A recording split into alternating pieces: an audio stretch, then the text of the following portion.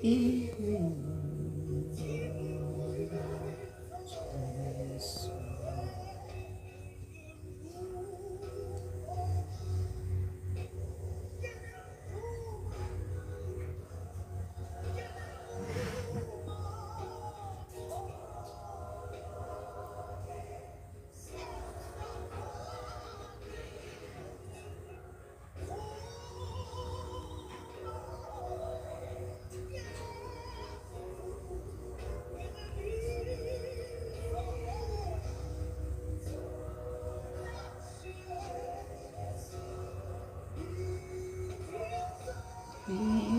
all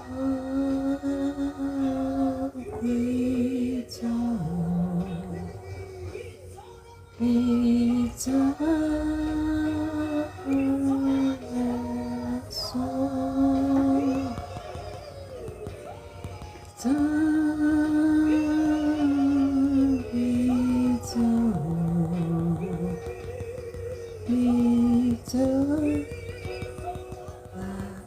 Jesus,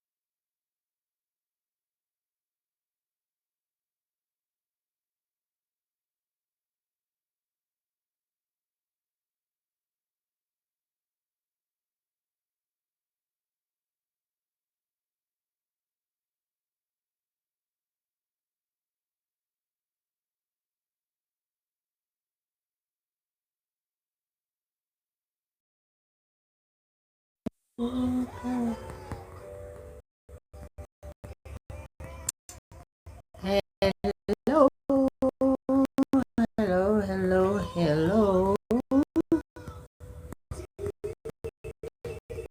Good evening, Tuesday. Tuesday. We are choosing ourselves.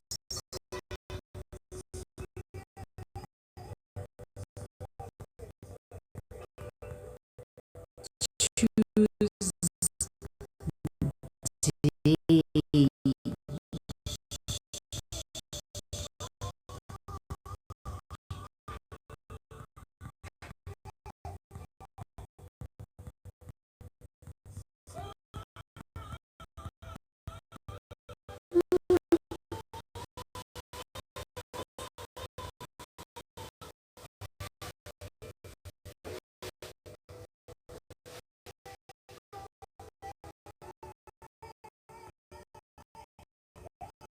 When I learned every job flying solo.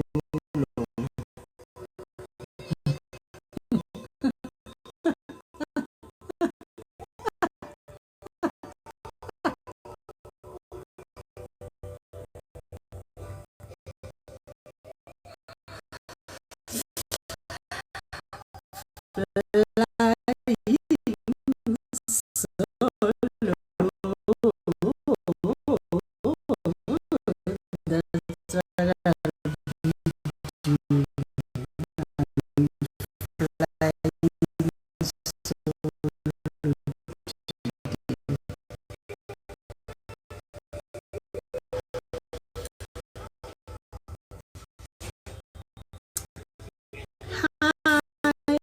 I do.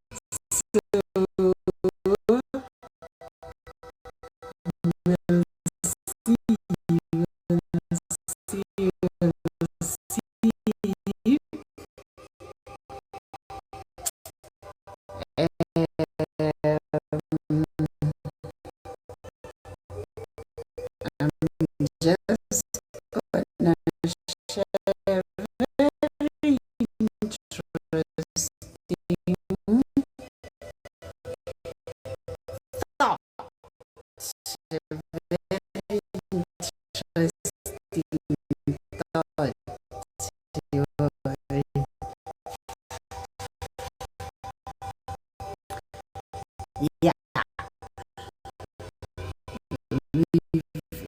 we've been lied to when it comes to matters of the heart and matters of the mind. So, yeah, it's gonna be interesting to hear what your thoughts are in you know, some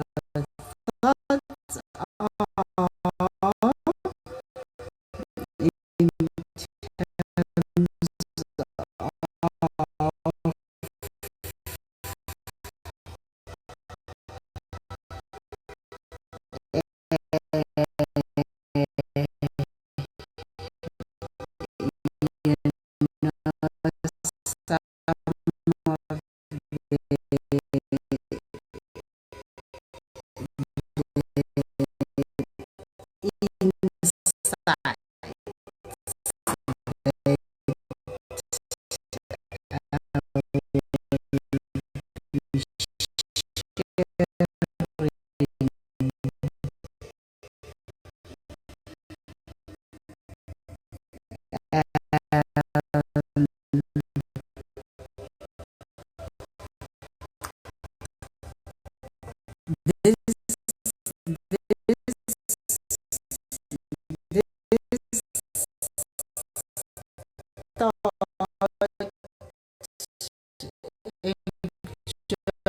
the insight that you this this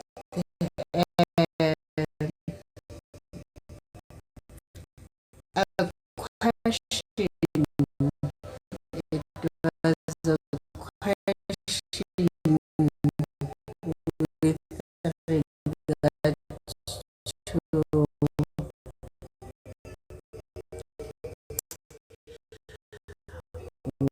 what or who is occupying your mind, you know, um, and who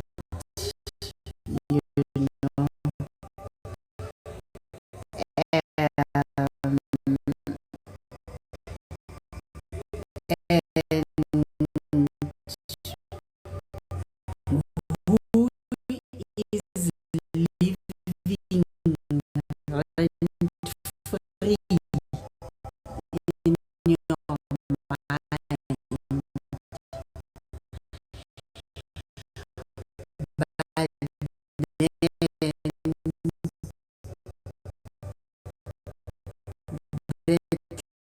clever question is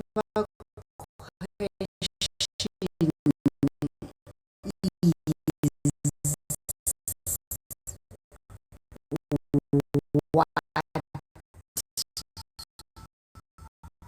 is not who, because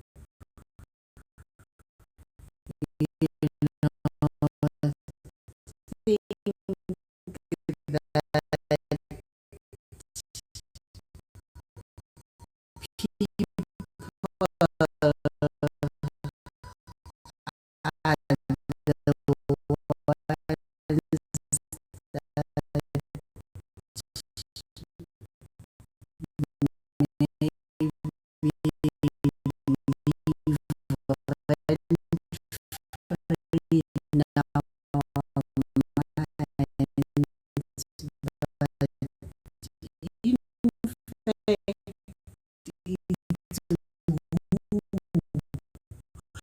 fact it's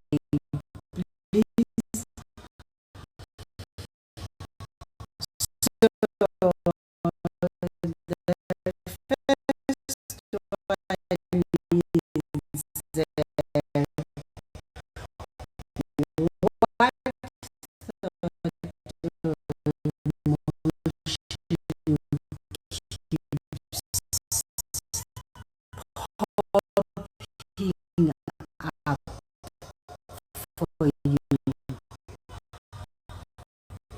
In, even like when you wake up during the day, when you sleep, what what is it in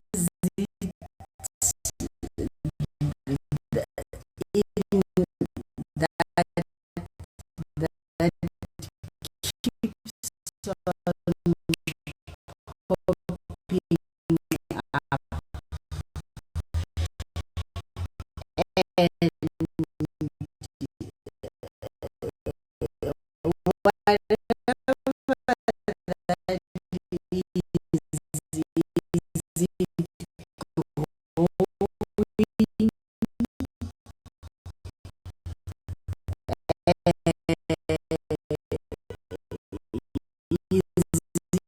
Is it helping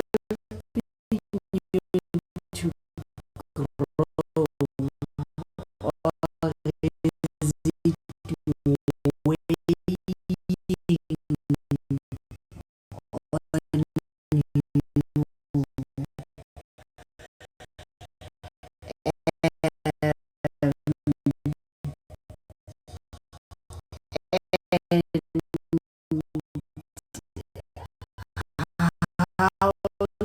can you make room for new things? You know, how, how is this saving you?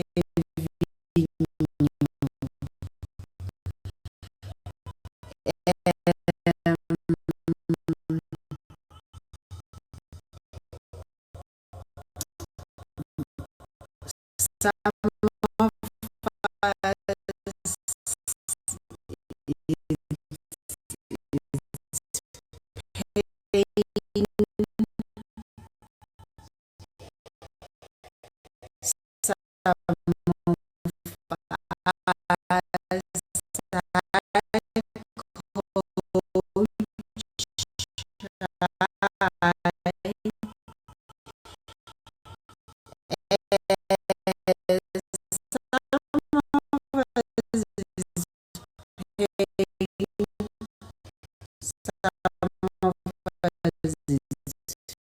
of us pain, some of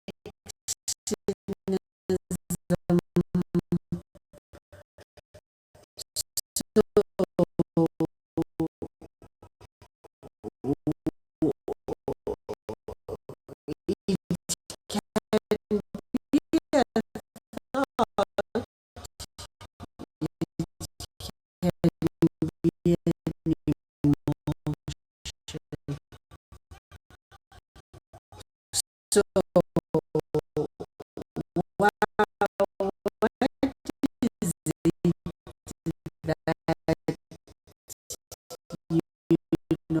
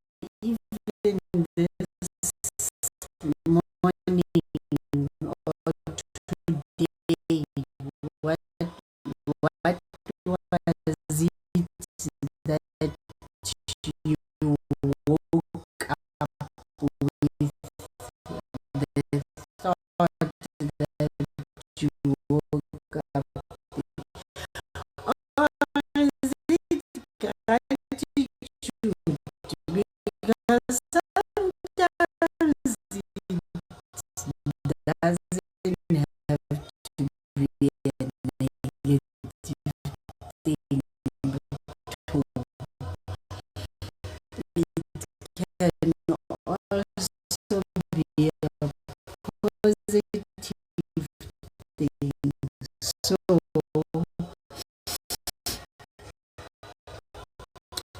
what thought or emotion is living rent free in your mind? Wow, what is that for you? Just type, just type anything, anything that comes in your mind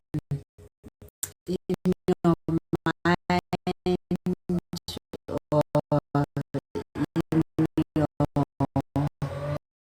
in your heart.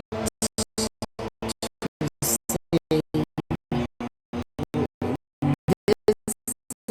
is what you know is occupying me. What is this that is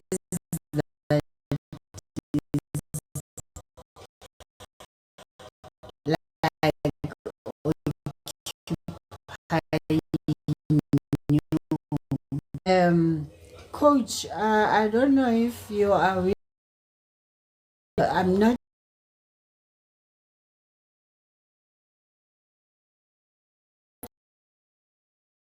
I ke o itse re se ka o hlopha, so I go a tlo o hlopha.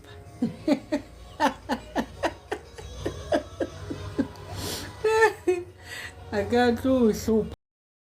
Yeah, and you can join. So guys, one of the things that shows somehow that there is this thing that occupies our mind, or that is living rent free within any of us. It's this thing. How do you know it influences your perceptions? Somebody could be greeting you and you just decide to take it in another way, or it determines your worldview. It stirs your emotions, your decisions. I remember, for me, for example, when I got married many years ago in my early 30s, because this is something that I thought would happen. I never thought would happen to me. So my marriage became my God. It became my God. It was occupying my worldview, everything, like the career choice, where I'm gonna work. My day was determined by my marriage. Or I'm married, so I can't be doing 1 2 3. I'm married, I can't be wearing this. I'm married, I need to go cook. So that's what is meant by worldview. Or this thing becomes the center of your life. It controls everything that you do. And that's what the question is actually asking. What drives the decisions that you make? What thought, what emotion drives the decisions that you make?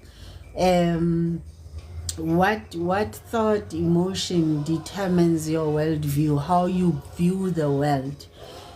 Some of us, it's motherhood. Everything is about, you being a mother. My children, my children, my children. Oh, I can't live without my children. Oh, if my kids are not here, I'm lonely, and to see how this drives you. You will see it with when it's not there. I remember after I separated or moved from my marriage, I didn't know who I was. Like in 10 years, I've never like gone to a restaurant alone and just sit there. Um, so it was a strange thing. It was I felt so awkward to just do that, and that's when you know, I've been out of alignment. That's when you know. So yeah, if any of you guys want to join me in this discussion, just request so that we can dialogue, we can interact. So that's how you know that this thing, it's actually, for some of us it's money. It's all about money, to say if I can have 1 million, and everything that we do, that becomes the driver. This money thing becomes the driver. It determines how you move, how you walk, who you associate with. Some of us, it's status. It's important to be seen in a certain way. That's why some of us, when you enter certain rooms, you want to be recognized. They call me Sister Rini, or call me Misty so and so.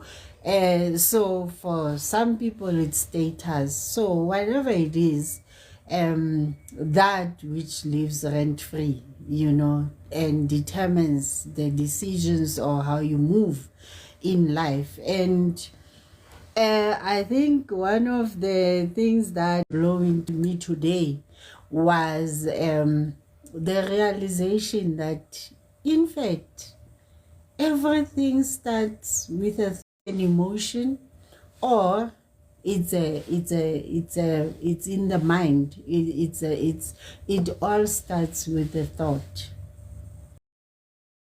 The And on the side of the mind, the brain, there's this thought, which I always call it a seed. There's a weight. That thought, it now starts to Emila Masiba. It has wings now. It becomes a weight. And that weight becomes the behavior, how you move now, and it now starts becoming an everyday thing. Initially, it was there and there. Now it becomes an everyday thing. It's a habit. And then it becomes what is valuable. It now has a price. You attach value to it, and eventually determines the end, where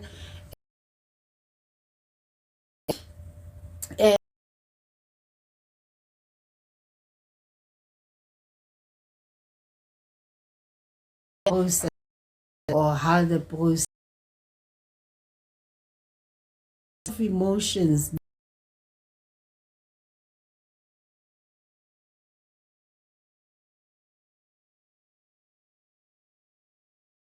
that things thought, the heart thought, and the heart thought becomes an emotion now.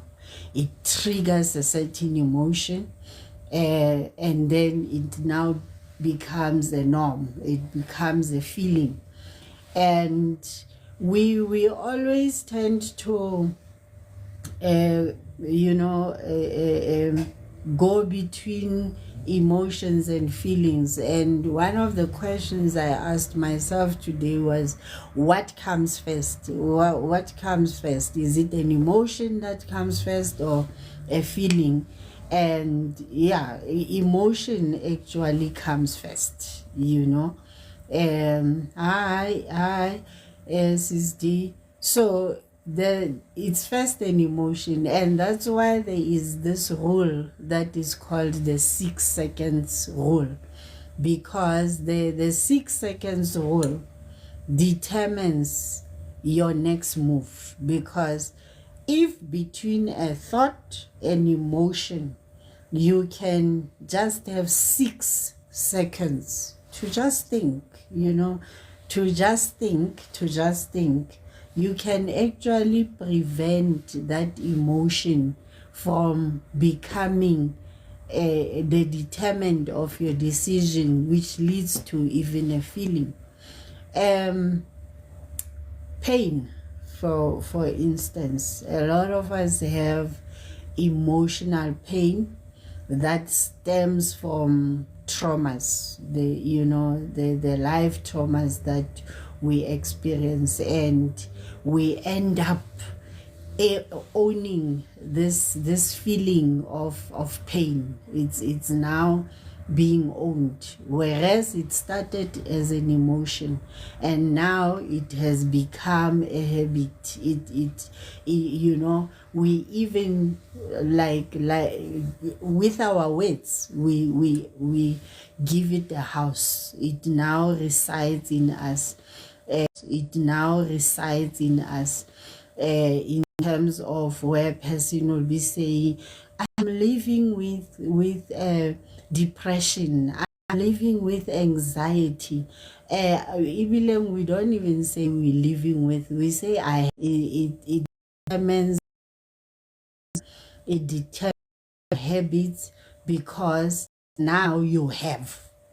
It's not this is something that's with me, and I isn't. So our wedding is so very important, because once something is said, once something is, it you know, words have power.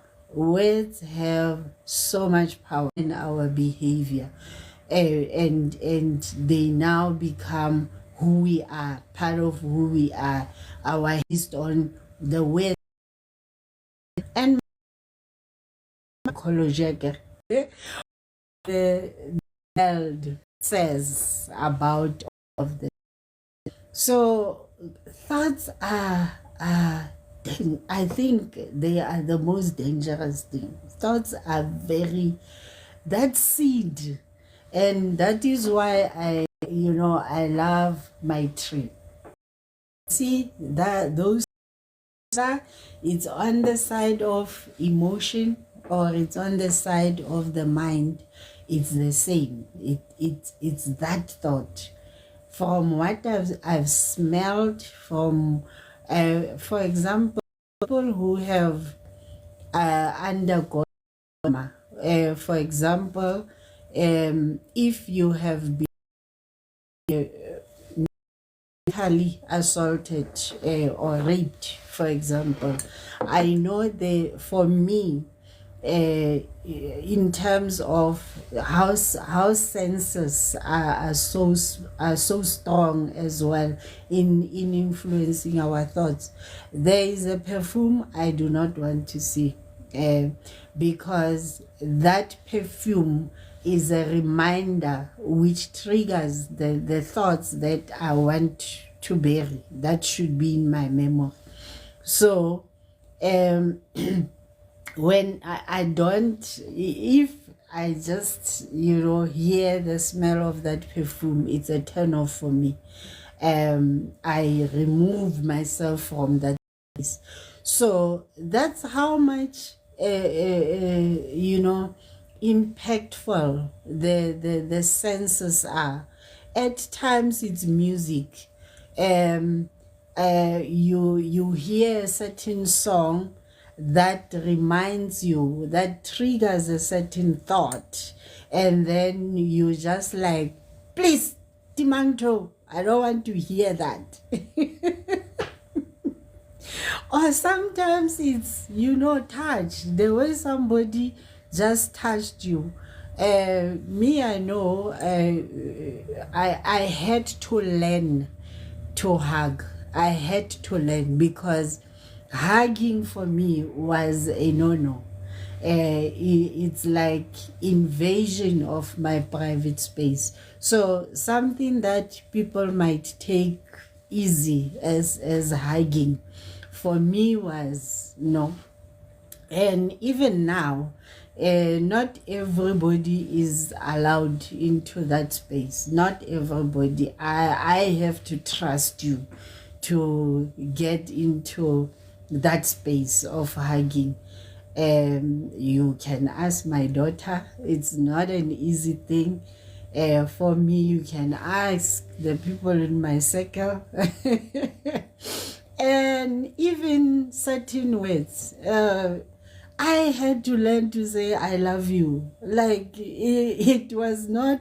So if I say I love you, know that it's very deep. It comes from a very deep space, and it's something that I had to learn.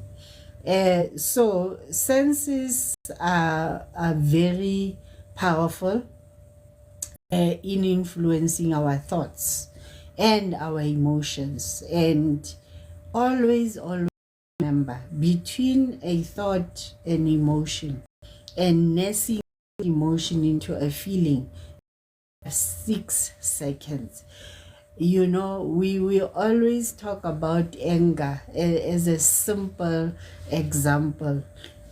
If you anger, you can feel it when it's coming. Because it's a feeling I'm familiar with. I feel, I know when my anger is coming. My pulse becomes very fast. Sweating comes. My heart beats very fast. There is this who. People with private summers, they understand when we say who. It's like you are sweating in winter. Then that's when you know, okay. So that emotion doesn't just happen. There are biological, chemical reactions that happen before it actually comes, and you can say, I am angry, or I feel angry. So the same as any thought, for example, a thought of I don't know, shame, for example, because shame is not a feeling, it's a thought. Or to say to yourself, I'm less than, I'm not valuable, I mean nothing. Things like that, the things that we tell ourselves in our minds, that doesn't just come, it happens because, and before we even say it started as a thought. It started there. But now, this is how the world programmed us. It programmed us in such a way that, psychology is talking about thoughts, and then it goes to words. What words do I tell myself when I'm alone? Or even what I heard being said out there, what I heard being said out there every day, the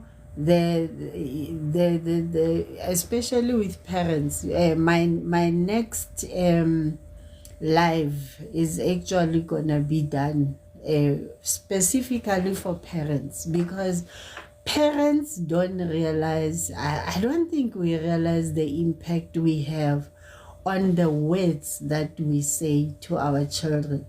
And most of the time, my problem is that one, that we like saying God should bless our children, but we curse them.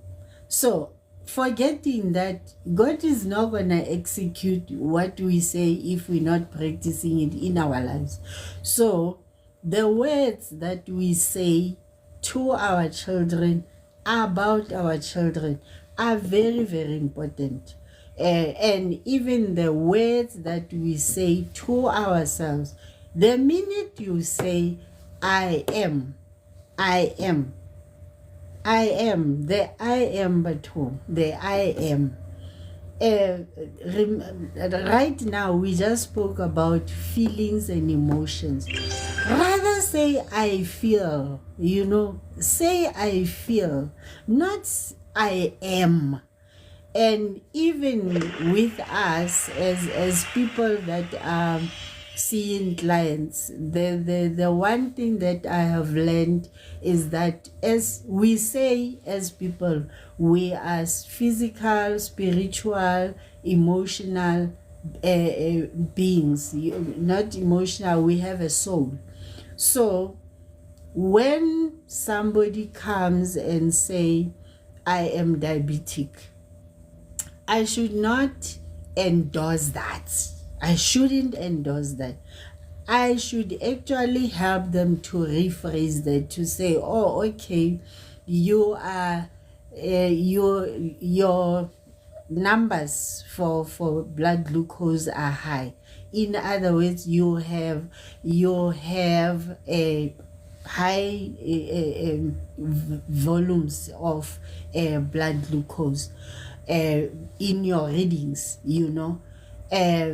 not to say you are diabetic. No, you are not diabetic. Your body is just giving you a sign that there is something that is not okay in your liver or in your pancreas that needs to be restored. The same as mental health conditions. We like saying, I have depression, I have, or I am stressed. No, it's you, Dintletse. You are living with this thing. It's next to you. You are living with it. It's your neighbor. It's not who you are. So the words that we say, because if I'm starting to believe my words, those words are going to determine my behavior. Now, I am now that person, I have, my legs, I have cramps, it's this diabetes that I have, it's this hypertension, I have a headache. No, you don't have a headache. You are just feeling that way. You are living with pain. You are living with this thing is here, and meaning you are disempowering it when you say that, because you are meaning it can go. You can deploy it. So immediately I say I am, meaning I'm no longer rainy, I'm now that thing. I now own it, it occupies me. So it now determines my behavior. Even positive things. The guys, I always tell the story that when as nurses, when we used to get our way in different places, you just put your uniform and your epaulets, and when you enter the building, the way you talk even changes, the way you behave and the way people behave towards you becomes different. So what I believe about myself is very, very important because it determines how I am gonna behave. It determines my habits. It determines my value, because now these people, because they see the epaulets, they now think that, oh, okay, this they change. When you get to different rooms, we were talking about this last week with that, say my accolades. I don't like it. So when I coach, hello, Good afternoon, madam. My network is Hana pretty Mitse wa taking Tekatek. at yeah, mare he Mitse wa ke tla Tekatek. because ke qholoditswe ke something that uh it's Oh, taking, okay. man. I can see Yeah. it's red here and I wanted to say something. Oh, okay. But Let can you let hear me? Can you hear me? Yeah, yeah. All right. Yeah, it's we're saying this about us liking to own things that are not ours. Like I have, and whatever happens around you is now determined by this thing because you have preconditioned your brain to say, I'll talk about my community. And I told them I'm going to have a special life for them because I am super tired, guys, about how I'm honestly feeling super tired, and it's draining. It drains you to be asking every time who are living with HIV. I don't know whether it's a mentality thing, a victim mentality as well, or what. I'm still like trying to figure out, or why is it that every time anything happens to you as a when Mpuseng is feeling that headache, it's blamed on HIV. When Mpuseng get a best out, it's blamed on HIV. Okay, everything revolves around that. When you are feeling your emotions, sometimes you will wake up on the wrong side of the bed and you are down and you blame it on that. When you don't find enough, you blame it on this thing that cannot talk for itself, but you are giving it wings to fly. Mm, mm. So Yeah, HIV because is living rent free in your mind and in your heart. yes, it's living rent free, it's doing everything, it rules you, so it becomes like to people, but when yeah, it's easy for you. This has been long. What has been long? What has been the fact is that you decide, what you end up deciding, okay, is this worth my time, worth my energy, worth me? There's nothing you can do. It's there. So what? Let it live right here. Empethong ha nna ke tsoga hoseng ke lo bana life, you know. Yeah, I think it's also, we also need to understand it's a Thing gets blamed process. on It's because I can't be loved because I have HIV. Like, is it really? How many other people are still struggling to find with relationships? How many? You are not the only one. yeah. Yeah. So Yeah, I yeah. think the sensitivity to it is, let's also not forget it's a journey, it's a process. And I always say, um, things like these, they also, what they could deconfirm the need for us, the need for for this platform to be here, because we, through what we have learned and through the journeys that we have walked, we can actually share with people to, rewire and think things through.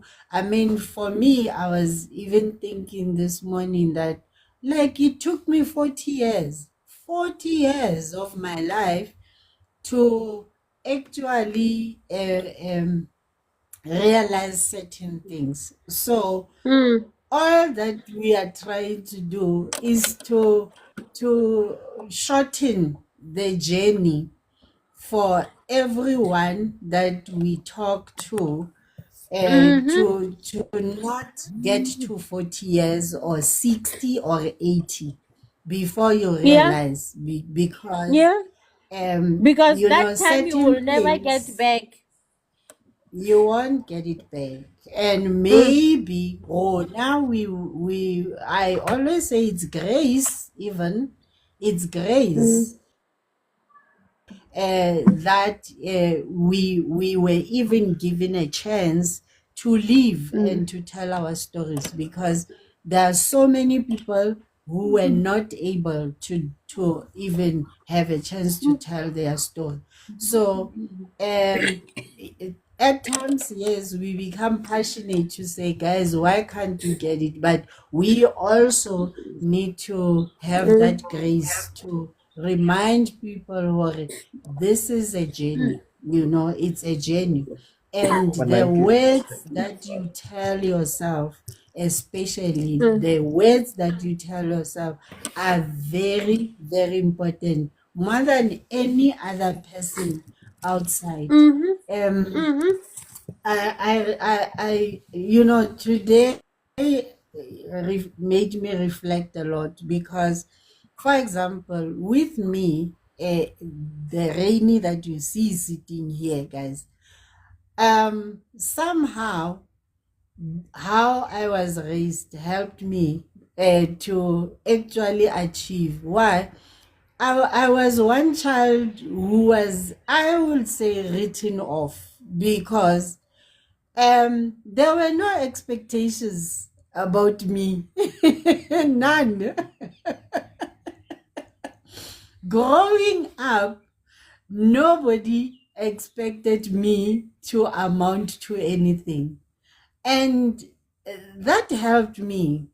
When I was younger, it might, my perspective might have been different, but the fact that I did not have pressure to be anything, to amount to anything, it helped me, because it gave me room to be who I want to be, and to actually tell myself the words that I live by even today. So it really helped me to even not have the world saying to me, you're going to be a doctor. Oh, this one is so intelligent, she's going to be a doctor. Oh, this one is so intelligent, she's going to be an engineer. I didn't have those things growing up, and that helped me. Yes, in terms of my emotion and my heart, mind, and my brain, yeah, that was a mess. That was a mess. I do not have a high self-esteem. The value I put on myself before, when growing up, was next to nothing. My self-esteem was very low. My self-worth was very low. How I defined love was different. So all of those things, um But one thing I had inside of me, the seed that I had inside of me, was the conversations I would have with me. To I've always been a person who's more in my brain mind. I think I like, if there's one thing my brain about me is, I think a lot, to an extent that even my soul has learned to think. And it's not just one side of the brain. My brain works both sides. That's why I'm more of a visual person. If I think about something, it's a thought. I'm also gonna give it a picture.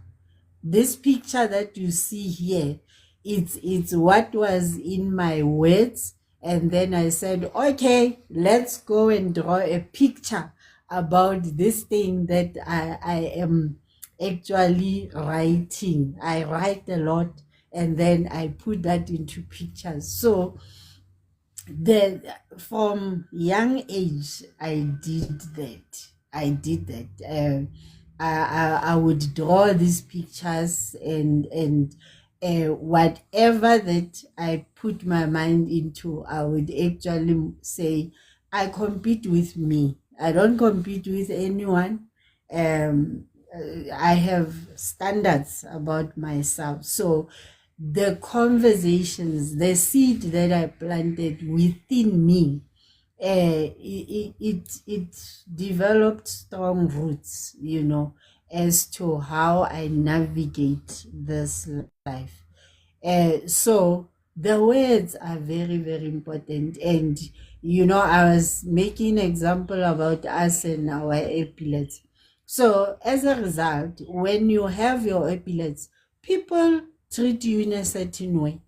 And now automatically you behave in a certain way, because you are now conscious of this thing that, oh, I have my epilepsy. I have to behave in a certain way. My habit must be this way. I mean, for example, you cannot go to a music festival with your epilepsy. You can't do that.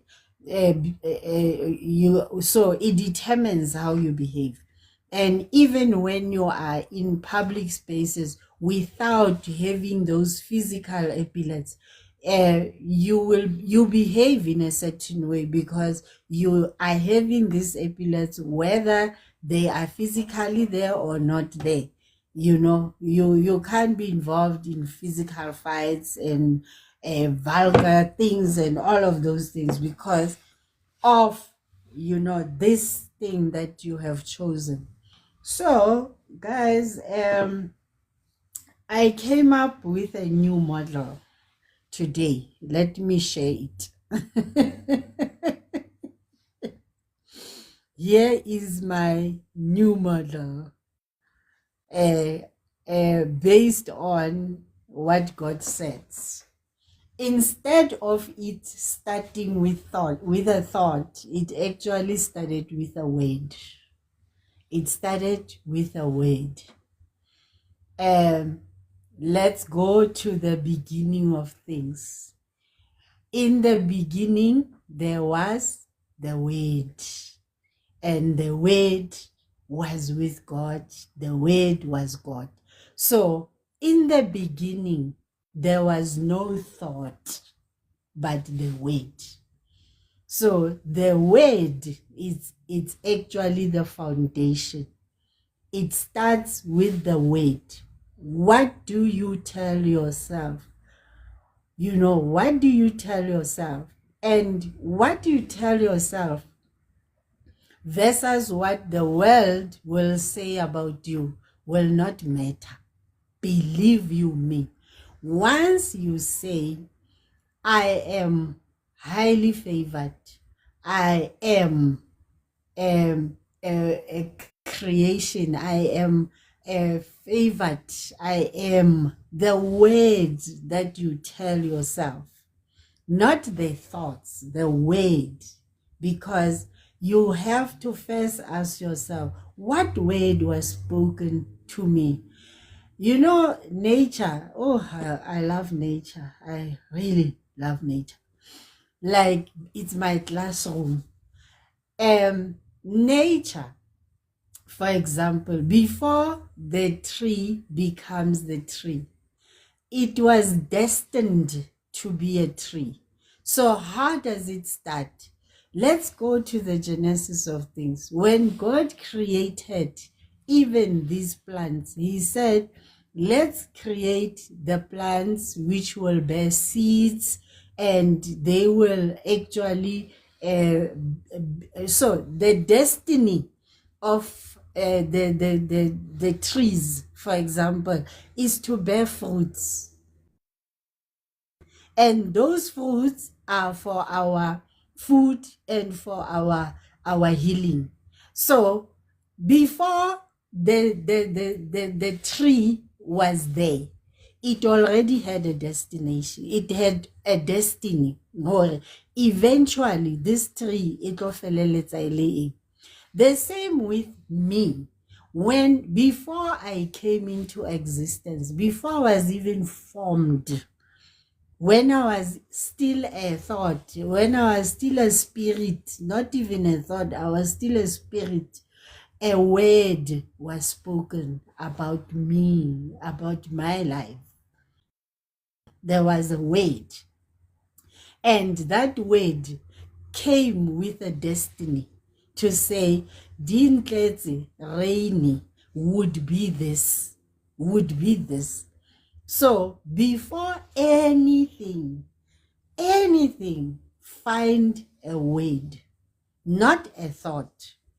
Because remember where the thought ends up. The thought gives rise to the word. And the word becomes your behavior, your attitude, your destiny. No. That is what the world has told us. But what does God say about us? He gave a word. He gave a word. So find that word that he said about you. Find the word. Once you find the word, within the word, there would be your destiny. Within the word, your destiny is in the word.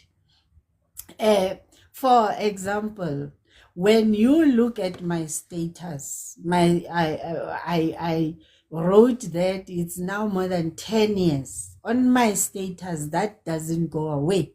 I say I am highly favored and truly blessed.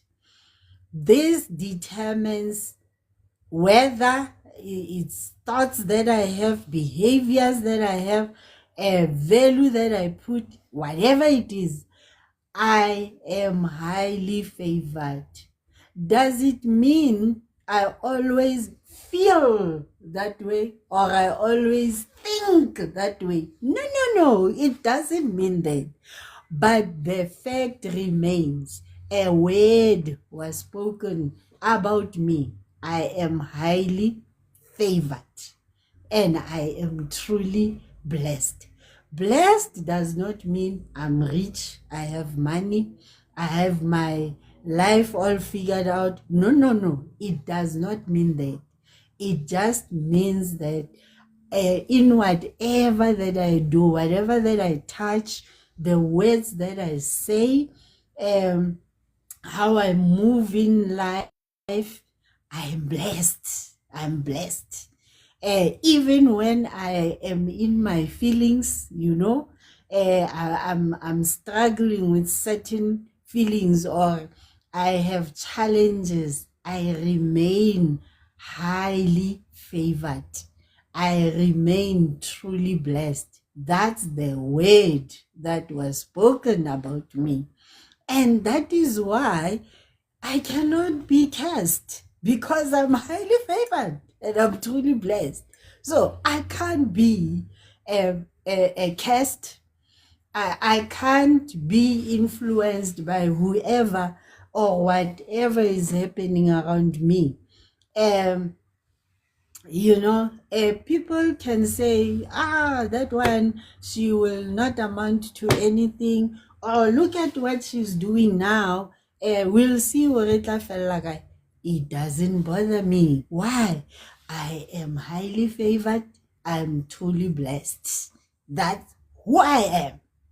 So today, I want you guys to reverse this thought thing. The third thing is psychology. Psychology tells you it starts with a thought. The seed is a thought. I'm saying to you, the seed is the word. The word is the seed, not the thought. The thought is the last thing. It's the last thing. So instead of starting with this how we move to say let me take it back to say the original picture that we had, to say, oh, it all starts with the thought. No, it doesn't start. You see, this is what the world tells you. The world tells you it starts with a thought, and then your thoughts becomes words. Your word determines how you move, your behavior, your habits, your values, your destiny. It tells you that. That's what the world is telling you. But where do you come from? What determines your standard? For me, my spirit determines my standard. Hi, Kwezi. My spirit, and that spirit reports where? It reports to the Holy Spirit. When those two things partner, they tell me otherwise. They show me a different model to say, it starts with the word. So find the word that talks about who you are, not who you are to become. Guys, destiny was there before. That is why Paul says you are predestined. Predestined. So when you are born, your destiny is already decided. It's there. The challenge is the in-between. Remember, in fact, how I wanted this picture to be was that it's the word. That's the foundation. That's the root. Underground, in the root, it's the word. And then the word, then destiny. And then in between the word and the destiny, these things come in: the values, the habits, the behaviors, the thoughts. Those things come in between. And that's what corrupts the seed. It's what causes all this corruption. So when you know the word that was spoken about you, when you are a Jeremiah and you remember that before I was born, before I was formed, there was a word that was spoken about me, then you will move different in life. You will, the things that happen around you are not gonna affect you. Why? Because you know who you are. You know the word that was spoken about you. You know your destiny. This thing, even my model, Maslow's hierarchy of needs, it has now even changed. Yes, when we talk psychology, we will talk about the basic needs, and those things are taken care of. In God's world, those things are taken care of. What you should be focusing on is the first question: what is my highest potential? What's my purpose? Why am I here? What am I doing here? Because that, the destiny, the word that was spoken, for that is why you will not see a peach tree trying to be a fig tree. Never. You won't see that. That is why you will not see a dog trying to be a cat. Because, nature listens to what God says about it, except for us. Because a dog remains a dog, even when it can play with the apes, with whatever. A lion remains a lion. When it sees even an elephant, it sees food, because it's a lion, it's a hunter. It doesn't say, whoa, I see an elephant. It doesn't. It sees food. It says food.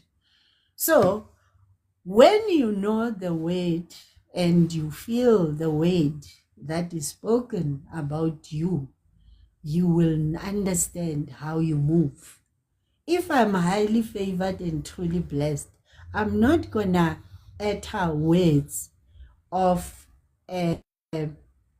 somebody who's a victim. I'm not gonna utter words of somebody who lives in shame. And one other thing that is a challenge, and where the devil has us, guys, we let moments determine the rest of our lives. If I was married and I'm divorced, now after the divorce, I start living my life from that experience. That was an experience. It was a chapter in the book of my life. Why am I making this to determine who I am? Why is it determining where I end up? Abuse. People, we are talking about what we have experienced, whether it's emotional abuse or it's physical. I have experienced that. So I'm not talking as an insensitive person who does not understand. Yes, I had to go through a journey to reach this stage where I am. And am I fully healed? No. It's here, it's with me, but it does not determine who I am. It's here. That's why I was telling you about perfume. There's a certain kind of perfume I don't roll with. Immediately I hear it, I remove myself from that space. That's how much, trauma remains with you. It remains with you, but you are not trauma. So the all these experiences, the experience of being molested, the experience of being abused or raped, the experience of being emotionally abused, the experience of being undermined, all these things are experiences. They should not determine who I am. They should not determine my destiny. So the first thing is the word. What word was spoken about you? Find the word. Find the word that was spoken about you. And when you find the word, within the word, there lies your destiny. So if Rain is saying, I'm highly favored and truly blessed, in other words, my destiny lies in being in high places. High, not just favored, high places. And my destiny lies in what? Being blessed. I'm blessed every day. Whatever experiences I'm going through right now, the challenges I'm going through, those are experiences They cannot determine my destiny. And now comes in, and these two things happened before I was even born, before I was even conceived. So what does that mean? It means my parents, my parents or whoever is going to raise me, doesn't matter. They don't matter, because a word was spoken about me. My experiences are not gonna matter, because I know who I am. The word was spoken about me. So the values, yes, values are very important, because that's the foundation. That is the foundation. And that's why a lot of us, we struggle with what our parents taught us, what they said, what they did, what they did not do. Because these are the people that were supposed to lay the foundation of our values, of how we view the world. That's the value system. Now, from that, we develop certain habits.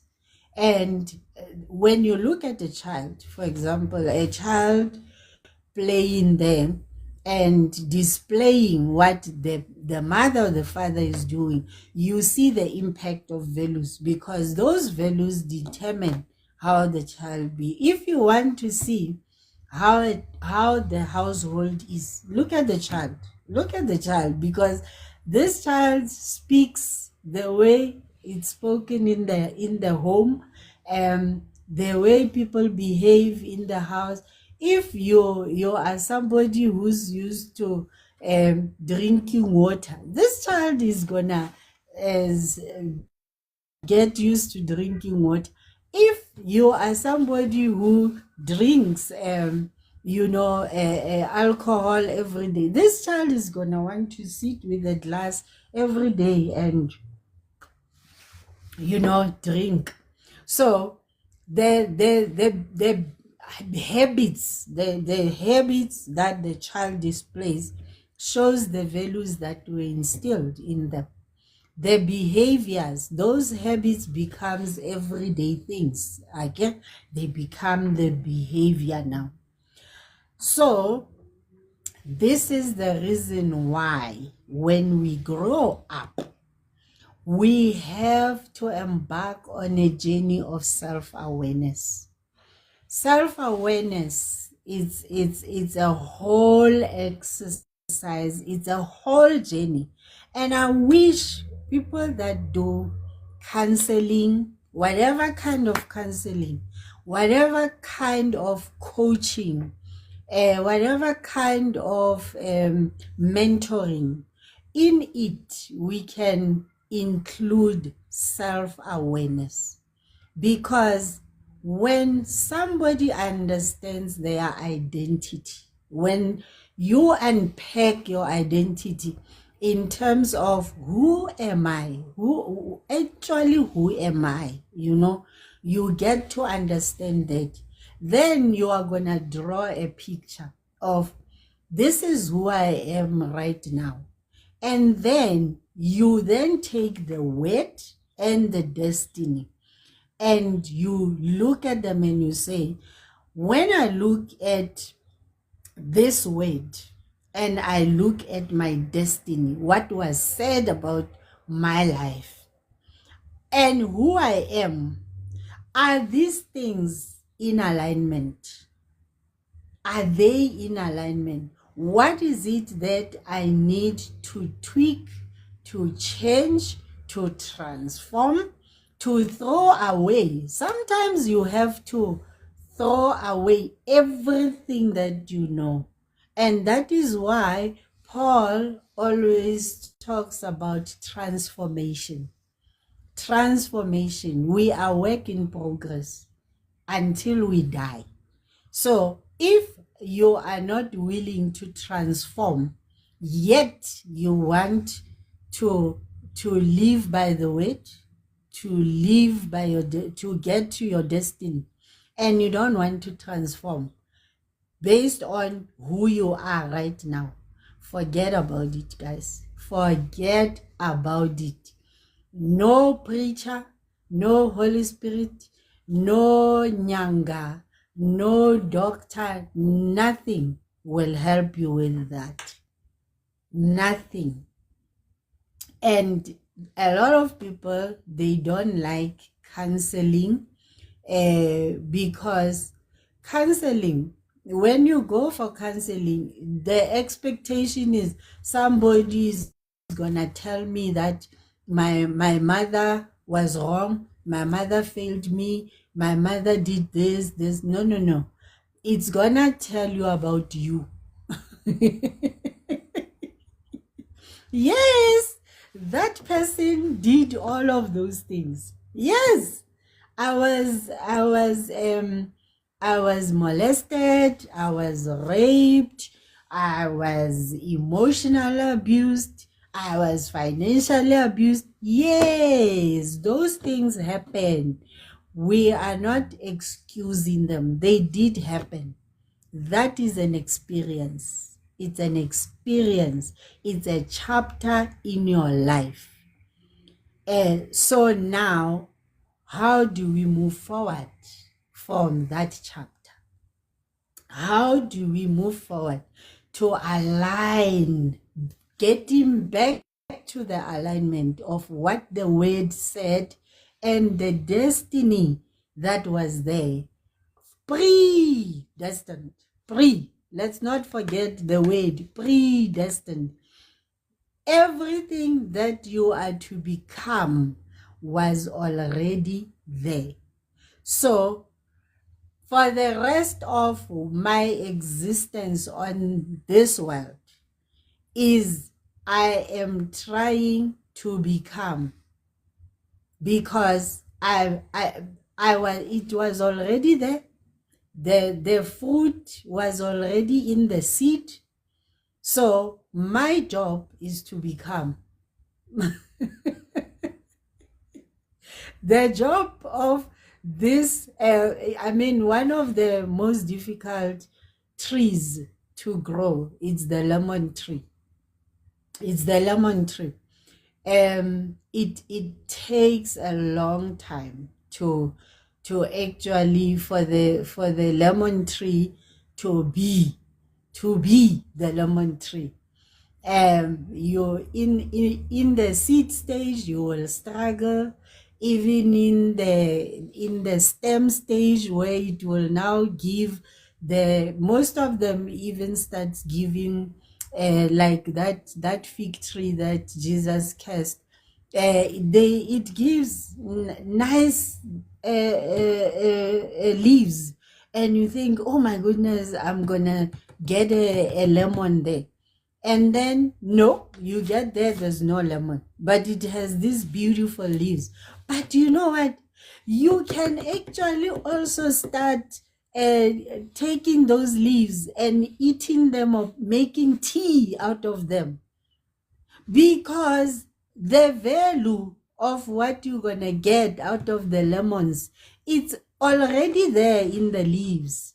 So don't undermine the leafing stage or even the stem stage, because some of these trees you can actually chip the stem and get your medicine from there.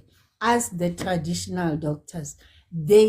Some of them actually use the stem of the trees to actually go and make their medicine out of it. The herbalists, the same. There is value even in the stem, just like there is value in the leaves. So now we like focusing on the fruits. No, there's value in everything, even in the root. I carry African potato that we so love. We don't even take its leaves. We don't take its leaves. We actually dig it. We dig it to get to the potato. And that potato comes out with the roots, So from the roots, you are already something, guys. As you are trying to be You are already being. You are already it. So we need to fight to get to the stage of being and tell yourself, I'm already highly blessed. I am already truly favored. I'm truly favored already. So the roots are important. They just like the leaves, just like the stem, because at times, look at the trees. Yo, it's trees. When people, it's now going to pruning season where we prune the trees.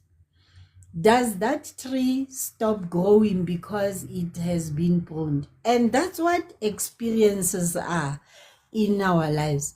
The experiences are pruning season. Yes, good or bad. It's things that come to cut the tree that you're supposed to be. They come, they prune you.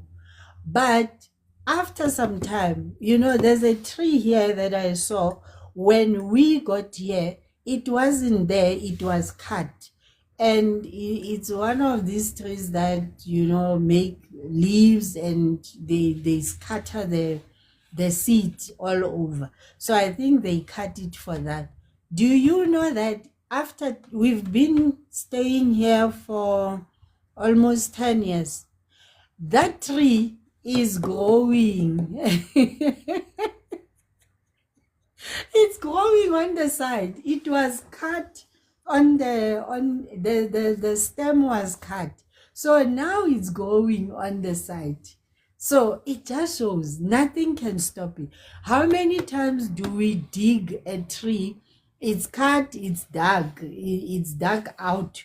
But then you see one day after many years, that tree comes back. Even at home, there was a tree that they cut, and I saw it's actually starting to grow. It's coming back. So, guys, if trees can do that, remember we come from nature.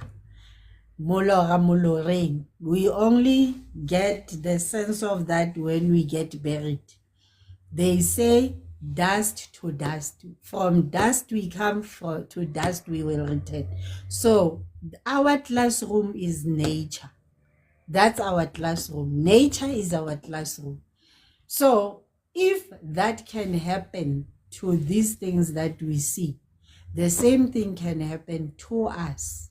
We are also exactly like that. The experiences that come intending to cut us to pull, yes, some of them they cut deep, they cut you right across that the whole tree falls. That's how it is. But it can still grow. It can still go. Just know that it can still grow. So all these things that happen to us whilst we are trying to be, because remember, destiny was already there. My destiny was already there. We need to rewrite. If there was a cross-sectional pruning that happened, we have to rewrite. Let's rewrite. If there was just cutting of the leaves or a certain stem, let's regrow that stem. And when it grows, it actually gives even stronger, better fruits than what they were before.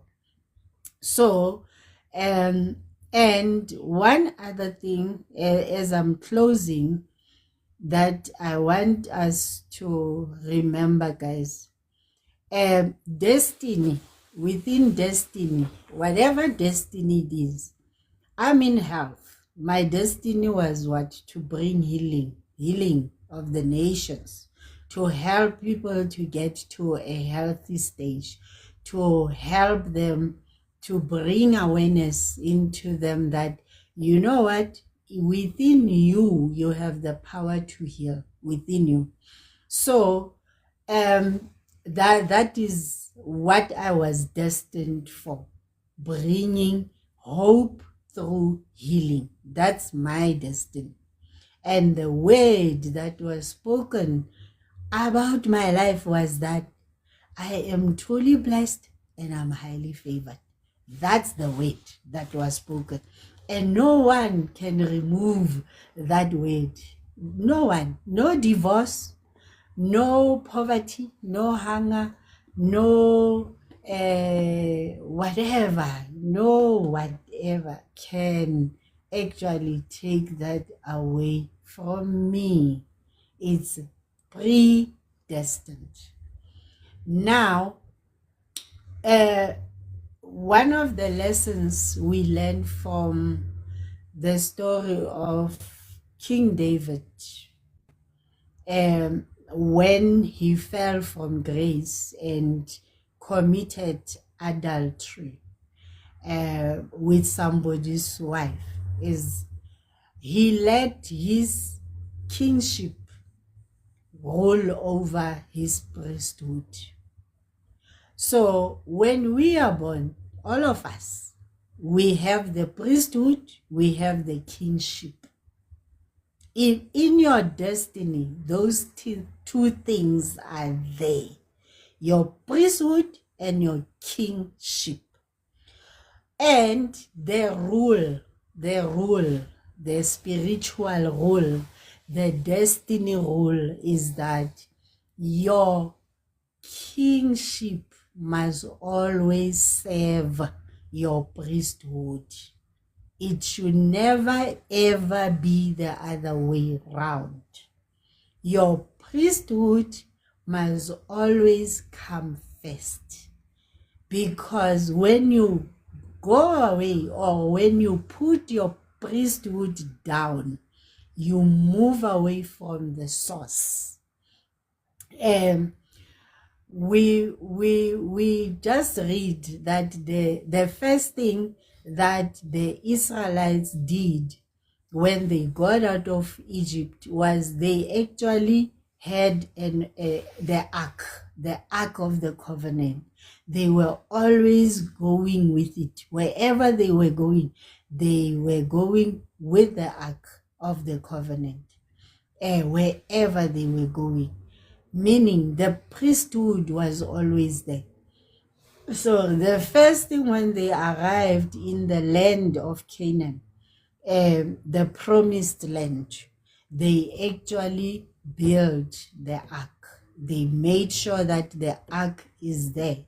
It's within them. And even God gave an instruction that the Levite, the nation, the tribe of the Levites will be the priesthood. And they were to then service the ark, make sure that the light is always there. It never runs off. The candles were always on. So the priesthood is very, very important. Priesthood must always come first. So part of the journey in discovery is, what is my priesthood? What am I supposed to do? In my priesthood, what am I supposed to do? And you cannot divorce your priesthood from your kingship, just like you can't divorce your kingship from your priesthood. And that's a lot of us, we tend to not do that. We live separate. These two things, these two beings of who we are spiritually, they live separate. And that's why we get into a lot of being bogged down into the emotions or the thoughts of the mind or the thoughts of the heart. Because we are letting the kingship determine the priesthood. But the priesthood is, the kingship is always supposed to be serving the priesthood. The word, the priesthood is the word. What word was spoken about me, to me? In the beginning, there was the word.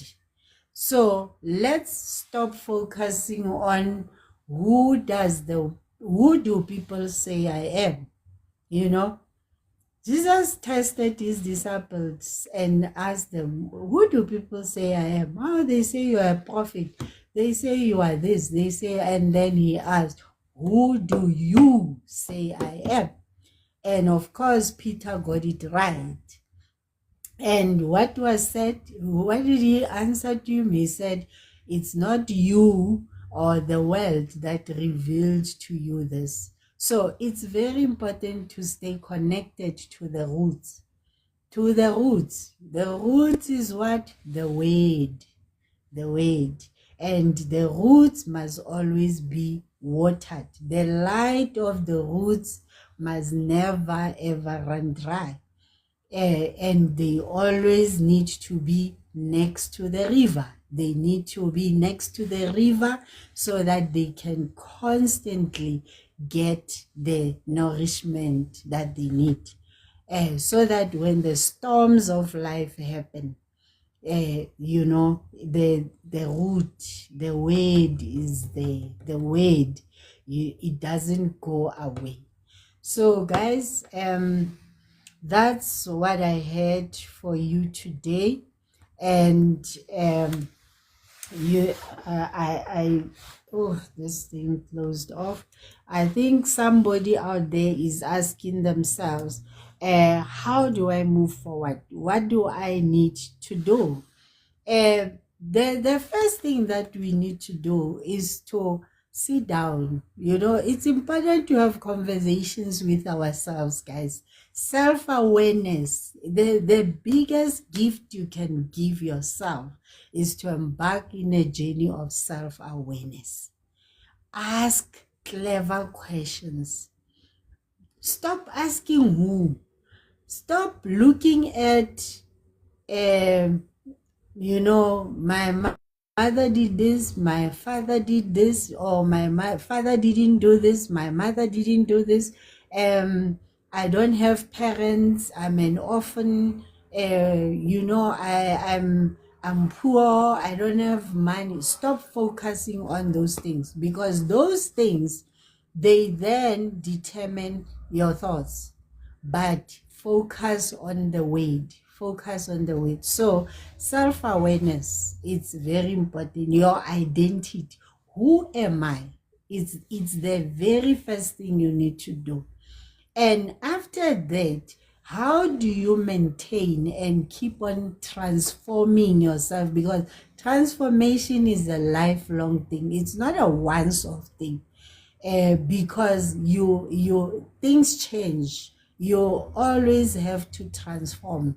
And that's why we are also given examples of seasons. Or there are 4 seasons in a year. The year is never the same. There are 4 seasons. So even life, it transforms. It keeps on changing. So and then after self-awareness, every day when you wake up, you ask yourself, what does the plant need, to live according to its word and its destiny? What thoughts are there? Whether in my mind or in my heart, what thoughts are there? And how do I then, and is this thought saving me? Is it taking me somewhere? Is it taking me to where I'm supposed to go? Or is it inhibiting me so that I can actually embark on a journey to divorce this thought? So even whether you are living with a chronic illness, you are not that chronic illness. You are not it. That's not who you are. It's something that lives with you. And the minute you are saying, I live with depression versus I have depression, those two things are different things. Ke na le depression versus ke phela ka depression. It's 2 different things. And how you move and navigate those 2 things will be very different. And this width, it can go away anytime because you have power over it. The day you are tired of it, you will chase it away. It will not be there anymore. But it's gonna be very hard to take away, to remove I am. I am is very, very hard to remove. So just remember that, and remember that you are a priest. You are the highly favored priest, and you are a king. So within you, there's the priesthood, there's the kingship. So move like a king and move like a priest, and let that kingship service your priesthood all the time, not sometimes. So that's a journey, and it's a journey. It's not something that's just gonna happen overnight. It's a journey of discovery to move from the word to destiny, to living, to being, being, being, not being diabetes, not being HIV positive, not being hypertensive, but to being highly favored, to being predestined into whoever that you are, with the word that will come for you. Like I said, no, we don't have the same words, they are different. So yeah, with that being said, guys, it's been fun to just share on this Tuesday reflection. I love to call Tuesdays reflection days. So as you move and you find your word, so that you can find your destiny within that word, and not entertain the thoughts, because thoughts are not gonna take you anywhere. They won't take you anywhere, those thoughts. Thoughts are supposed, people that talk about frequencies, and they will tell you, my analogy of it is, if you are operating, or you are nursing your thoughts, you are operating at a very low frequency, very low frequency. And guys, if you would want to embark on that journey of self-discovery, contact us. Our consultations are free, guys. You don't have to pay a cent. They are free. Consultations are free. Let's talk. At times, these things, you can't do them on your own. You need help. So we do have exercises that help you in your journey of self-awareness,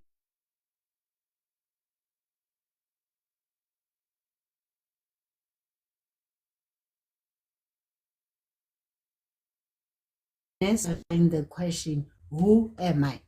So let's let session that, oh, I'm gonna discover, and you're gonna do the work. We give exercises on self-esteem, which is your self-worth, on your family history, to understand who's in my circle, who's my support structure, and all of those things, to understand your makeup, that makes who you are. Who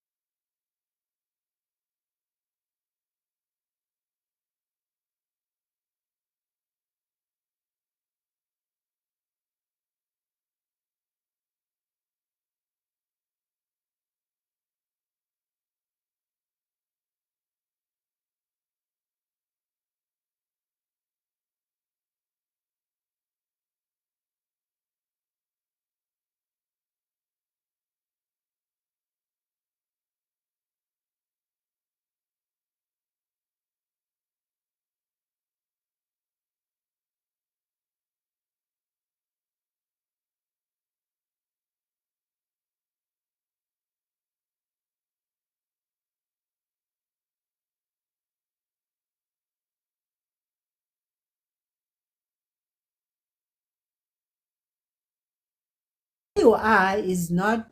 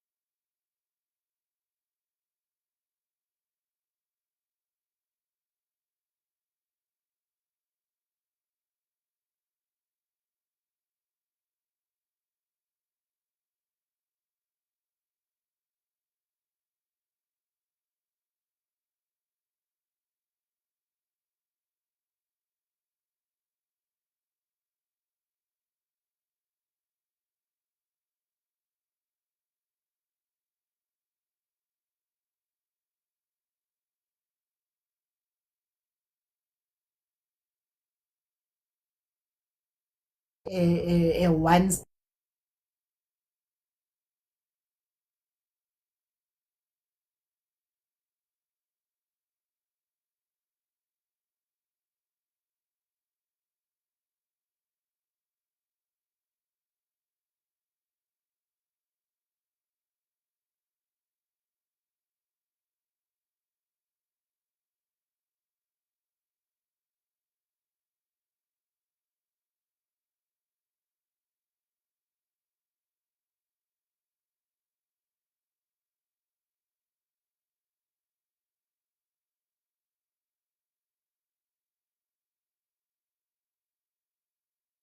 sentence thing.